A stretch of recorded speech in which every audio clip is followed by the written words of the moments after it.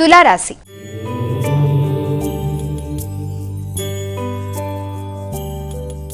తులారాశి వారికి ఈ రోజు ఏ విధంగా ఉంది?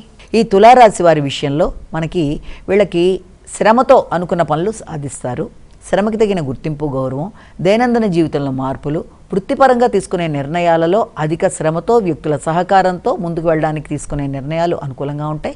సంతాన వర్గం అభివృద్ధికరంగా ఉంటుంది. పోటీలలో నెగ్గుతారు. నూతన నిర్ణయాలు, సంతాన వర్గం యొక్క విషయాలలో మీరు తీసుకునే కీలక నిర్ణయాలు చాలా వరకు మీకు అనుగుణంగా ఉండే అవకాశం అనేది ఒకటి.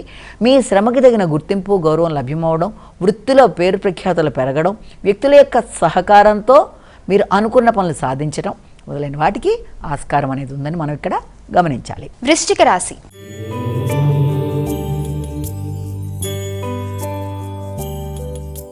వృశ్చిక రాశి వారికి ఈ రోజు ఏ విధంగా ఉండబోతోందమ్మా? వృశ్చిక రాశి వారికి మానసిక ప్రశాంతత, ముఖ్యంగా సంతాన వర్గ రీత్యా కావచ్చు, లేకపోతే ఆర్థిక విషయాలలో కొంత ఎక్కువ శాతం దృష్టి సారిస్తూ ముందుకు వెళ్ళడానికి చేసే ప్రయత్నాల్లో కొంత మానసిక ప్రశాంతతని పెంపొందించుకోవాలి. అనవసరమైన ఆలోచనలతో ఘర్షణాత్మకమైన నిర్ణయాలు తీసుకునే పరిస్థితులు ఎదురవుతున్నప్పటికీ అది మీ యొక్క బంధువర్గంతో కావచ్చు, ముఖ్యులతో కావచ్చు, ముఖ్యంగా తీసుకునే నిర్ణయాల్లో చిన్నపాటి ఆలస్యాలు మీకు కొంత ఇబ్బంది కలిగించే అవకాశం ఉన్నప్పటికీ కూడా మొత్తానికి దాన్ని ఎలాగోలా అధిగమిస్తూ ముందుకు వెళ్ళే కీలక నిర్ణయాలు అనేవి తీసుకోగలుగుతారు. అయితే ఇంకా ఆర్థిక సంబంధమైన విషయాలు అనుకూలంగా ఉంటాయి. ముఖ్యుల యొక్క సహకారం బాగుంటుంది. పెద్దల యొక్క సహకారం, దీవెనలతో ముందుకు వెళ్ళడానికి చేసే ప్రయత్నాలు అనుకూలంగా ఉంటాయి.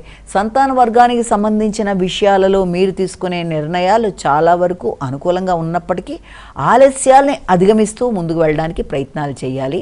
ఆత్మీయులతో ఘర్షణల్ని దూరంగా ఉండేట్టుగా చూసుకుంటూ వెళ్ళినట్లయితే అనుకూలత అనేది ఏర్పడుతుంది. ధనుస్సు రాశి.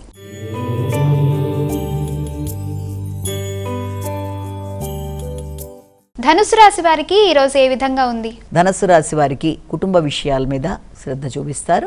ఆకస్మికమైన ఖర్చులు ఉన్నప్పటికీ అది మీ గృహ సంబంధమైన విషయాలకి, ముఖ్యంగా విద్యా సంబంధమైన విషయాల కొరకు, అదేవిధంగా విద్యార్థులకైతే హాస్టల్కి సంబంధించిన విషయాల కొరకు ధనాన్ని ఖర్చు పెట్టే పరిస్థితులు లాంటివి కనబడడం, అదేవిధంగా స్థిరాస్తులు పెంపొందించుకోవడానికి ఎక్కువ శాతం దృష్టి కేటాయిస్తారు. ఆ విధానంలో కుటుంబ సభ్యులతో చర్చలు చేయడం, వారితో కలిపి కొన్ని నిర్ణయాలు తీసుకోవడం, తోబుట్టువుల యొక్క ఆలోచనలు, వారి యొక్క సహకారంతో కొన్ని చక్కటి చర్చలతో మీరు ముందుకు వెళ్ళడానికి ప్రయత్నాలు చేస్తారు.